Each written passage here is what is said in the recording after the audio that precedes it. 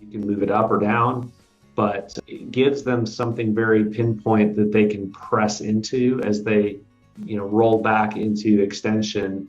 And again, you can add upper extremity leverage to gain more thoracic mobility in that instance. Got it. All right.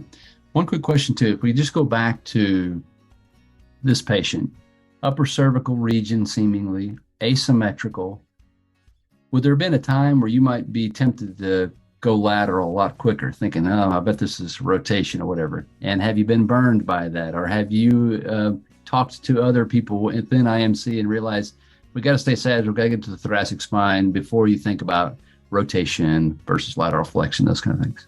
Yes, I've been burned and gone lateral very quickly. So in my mind, as I look at this patient, I am very much suspecting a relevant lateral right out of the gate. Unilateral symptoms, she's got the loss of rotation, her retraction and extension look fairly good, but I will continue to investigate sagittal plane first. I'll make sure I get into the thoracic area as well.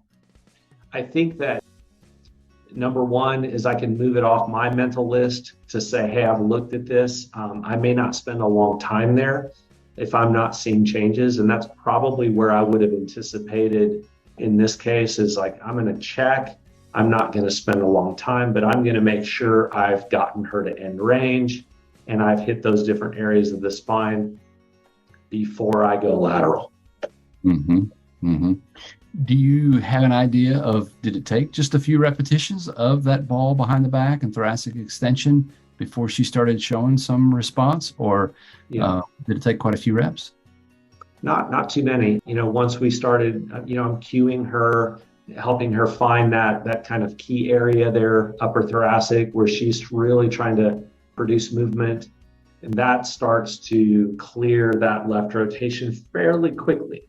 Mm-hmm.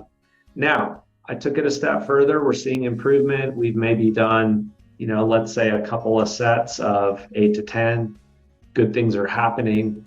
I'm an impatient person. I want to know what happens if I progress force.